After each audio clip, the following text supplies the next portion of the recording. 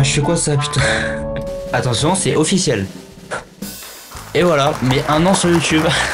Bon, maintenant ça pue le cramer, donc faut que j'aille le studio. Super, super. Et bah comme vous l'avez compris, c'est mes 1 an sur YouTube. Voilà, je suis vraiment heureux de faire cette vidéo, puisque franchir un cap, bah ça fait plaisir. Pas plus à dire. Non, vraiment, 1 an sur YouTube, pour moi, c'est un cap à passer. En tout cas, pour les épreuves que j'ai pu rencontrer, on y reviendra dans la vidéo. Mais je trouve que ça fait super plaisir et je vais tout vous dire. Voilà, c'est un peu le concept de la vidéo, hein. Tu fais 1 an, tu t'expliques un peu. Bon, j'ai un peu préparé la vidéo, bien sûr. Pas du tout, c'est faux, ok? Donc il y aura... j'ai un petit peu préparé, un petit peu. Donc on va avoir plusieurs thématiques dans cette vidéo. On va déjà commencer par les statistiques de la chaîne. Avant que la vidéo commence, bien sûr, je t'invite à t'abonner à la chaîne et à mettre un petit j'aime. Ça me ferait beaucoup plaisir et ça ferait avancer la chaîne. C'est le plus important. Alors, les statistiques de la chaîne. Alors, tout d'abord, actif depuis le 19 juin 2023. Donc là, on est le 1er juillet. Alors, ça fait... Oui, je suis un petit peu en retard parce qu'il y a la vidéo orale de fin d'année qui est sortie entre-temps, j'ai vidéo. Je suis un petit peu en retard, désolé. Donc, actif depuis le 19 juin 2023. On est 2024, donc ça fait plus d'1 an. Au total, la chaîne a enregistré 24 777 vues, ce qui est énorme. Merci de regarder mes vidéos. Au total, elle a 184 vidéos. Il y a beaucoup de shorts. C'est pour ça que le 184 est présent. Sinon, on en a dans les 50 vidéos au total, environ 40-50. Actuellement, la chaîne YouTube compte 171 abonnés, ce qui est énorme. Je vous remercie d'être aussi nombreux sur la chaîne. Pour moi, c'est beaucoup. Peut-être pour certains, ils vont se dire, mais 171, c'est pas beaucoup. Mais pour moi, c'est énorme. Vous êtes quand même 171 à regarder mes vidéos, enfin, à être abonné. Ça me fait vraiment plaisir. On va commencer par la première thématique de cette vidéo. C'est pourquoi j'ai voulu faire une chaîne YouTube. Alors ce qu'il faut comprendre, c'est qu'une chaîne YouTube, c'est pas ma première, c'est ma deuxième. J'avais commencé en primaire avec Evan, d'ailleurs on l'a vu dans cette vidéo, Evan. On avait fait une chaîne YouTube ensemble qui s'appelait Vidéo Cool LOL. C'est un prénom que tu fais quand t'as 13 ans, voilà, clairement. Et cette chaîne YouTube, en fait, bah, je publiais un peu tout et n'importe quoi, parce que c'était vraiment les débuts de YouTube pour moi. Donc, bah, je faisais des vidéos. C'était quoi déjà? C'était dégustation de produits, des vidéos un peu scénario, un peu de, enfin, des trucs que actuellement, je ne sais pas pourquoi je l'ai fait. Cette chaîne YouTube, par suite, a été supprimée, bien sûr. Je l'ai supprimée quand je suis rentré au lycée, donc en 2021. 2020-2021, ok. Donc 2021-2022, j'ai supprimé cette chaîne YouTube. Et 2020... Bah oui, je suis con, attends, c'est marqué. Bah 2023, je recrée une nouvelle chaîne YouTube nommée Isidro. Bah ouais, parce que j'ai eu plusieurs noms avant d'avoir Shaq. Je suis passé par Isidro, donc voici un peu un aperçu du logo et de la bannière. Je suis pas très fier, pas très beau, ok. Ensuite, j'ai changé de nom, je me suis appelé Stay. Voilà, qui veut dire en anglais reste, mais stay le vrai, c'est-à-dire qu'en gros reste le vrai, comme quoi bah à la caméra je reste la même personne que je suis. Je sais pas parler. Oh frère, attends. Ça ne m'a pas plu, donc j'ai encore changé. Et réflexion sur réflexion, Shaq.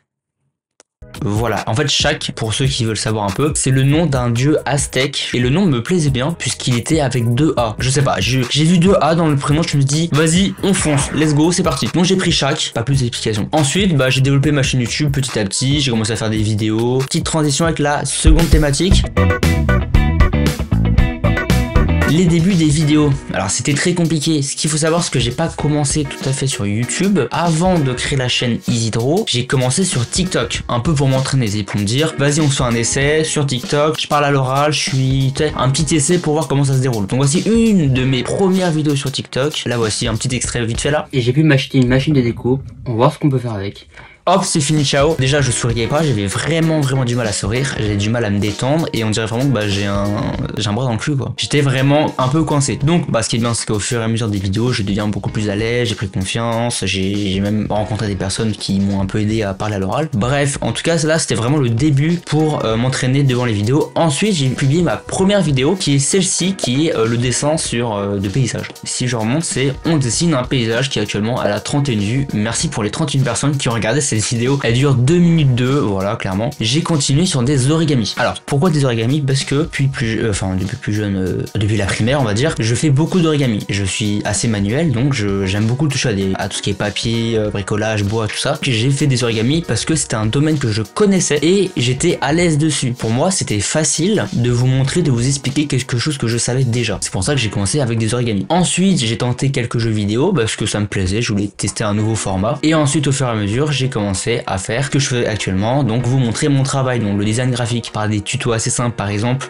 les bases de InDesign, on a je sais pas le détourage sur Photoshop, on a l'outil Plume, donc ça c'est des petites vidéos de 6, 4 minutes, tu vois, genre 9 minutes. C'est des vidéos, pour moi j'étais à l'aise, je savais ce que je faisais, je n'allais pas dans un terrain glissant, donc j'ai poursuivi par des vidéos de graphisme. Ensuite j'ai évolué sur par exemple des histoires où je voulais un petit peu vous raconter ma vie, notamment sur par exemple les anecdotes, comme par exemple la première anecdote que j'ai fait, c'est ma pire journée, elle a 100 vues actuellement, incroyable pour moi, 100 vues c'est beaucoup. Et ensuite j'ai fait d'autres histoires, j'ai fait une interview, donc j'ai un peu évolué dans les vidéos, j'ai essayé de nouveaux concepts, ce que j'aime beaucoup faire c'est changer, j'adore changer, faire des nouveautés, que ce soit dans les miniatures, dans les montages vidéo, dans les vidéos, dans la bannière, le logo, tout, j'adore un peu renouveler de temps en temps mon contenu, proposer de nouvelles thématiques. Ensuite on a aussi une évolution au niveau du montage, j'ai évolué et j'ai amélioré mon montage. La première vidéo avec laquelle j'ai eu ce petit déclic où je me dis putain là gros faut que tu changes le montage, c'était les bases sur Photoshop. Alors c'était avec Flash.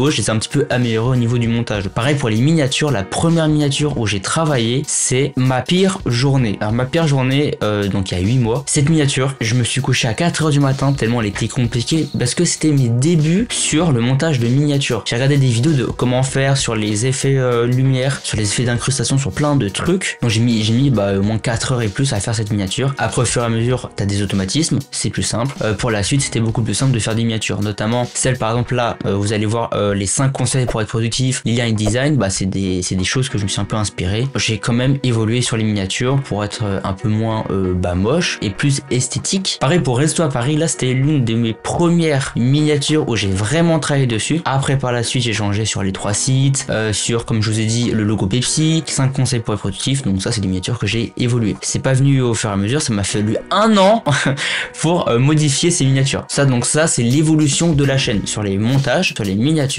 même sur l'audio je travaille dessus, sur tout ce qu'il y a dans la vidéo, même la publicité sur les réseaux. Maintenant on va parler des vidéos les plus populaires. Alors les vidéos qui ont plus fonctionné, ça m'a beaucoup étonné, mais c'est là où on en apprend plus sur la communauté à laquelle on s'adresse. C'est ma plus grosse vidéo où j'ai eu le plus de vues, c'est le vlog numéro 1, donc vlog 1 le début. J'ai eu 771 vues, c'est énorme, c'est l'une de mes plus grosses vidéos en termes de vues, pas de montage, parce que si on parle de montage, on va être sur ces vidéos où les 5 phrases entendues sur les écoles d'art où il y a 37 vues. Je me suis fait chier au montage à créer des personnages, j'ai eu 37 vues. La plus grosse vidéo c'est celle-là et elle se suit de comment j'ai trouvé ma filière professionnelle dans le graphisme. Celle-là, c'était la deuxième plus grosse vidéo. Ensuite, on va parler des difficultés rencontrées durant ces 1 an. Déjà la première difficulté ça a été de parler devant une caméra. Ça c'était vraiment difficile de me dire je parle devant une caméra et il y aura des gens qui vont regarder. Ça c'était vraiment compliqué donc je me suis entraîné. Au début des vidéos en fait peut-être je semble à l'aise mais je transpire, j'ai grave chaud, je suis stressé, je sais pas quoi dire. Mais ça je l'ai travaillé. J'ai travaillé à parler à l'oral, à peut-être articuler, je pense que des fois on a du mal à comprendre mais l'articulation c'est très dur pour moi. Donc je travaille toujours à être à l'aise à l'oral. Pourtant j'ai fait du théâtre. Quand je passe à l'oral même pour un projet en cours, je suis plutôt à l'aise mais face à la caméra ça a été compliqué pour moi d'être à l'aise. Même se donner de la motivation à tourner une vidéo, à se dire allez on fait une vidéo ça va plaire, bon t'as pas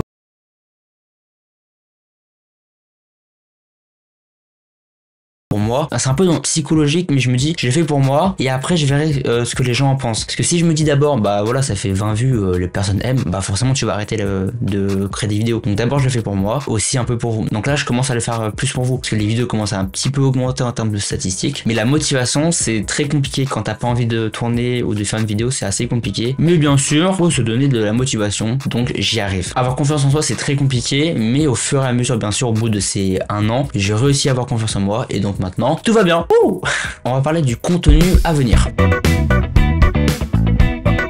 On va parler du contenu à venir pour les prochaines années ou en tout cas pour 2025. J'aimerais avoir des vidéos qui soient plus naturelles avec des concepts moins professionnels parce que là on est vraiment dans le montage, je vous explique des choses, ça va peut-être continuer mais j'aimerais des choses un peu plus détendues où je suis plus moi-même parce que parfois la caméra j'ai l'impression que je suis pas moi-même, je suis pas assez détendu et j'ai besoin de me lâcher et de vous montrer un peu ce que je suis.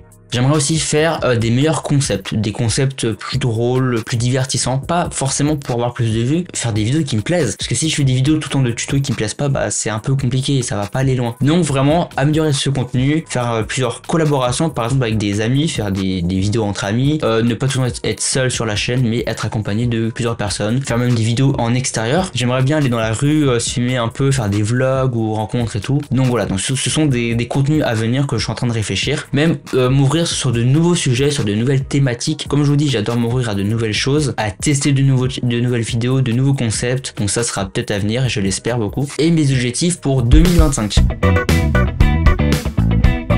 Donc déjà mon objectif 2025 c'est avoir 1000 abonnés. C'est un objectif que je me lance d'avoir 1000 abonnés. C'est un chiffre rond. Donc voilà, donc n'hésite pas à t'abonner bien sûr si c'est pas déjà fait. Objectif 1000 abonnés. Aussi avoir une petite communauté. Donc ça fera partie des 1000 abonnés. Et j'aimerais aussi faire évoluer mes vidéos en termes de montage. Comme je vous le dis, je cherche toujours à m'améliorer. Donc en termes de montage, sur les miniatures, en termes de concept, tout ça c'est des objectifs que j'aurai pour 2025. J'espère les réaliser. J'espère qu'on ira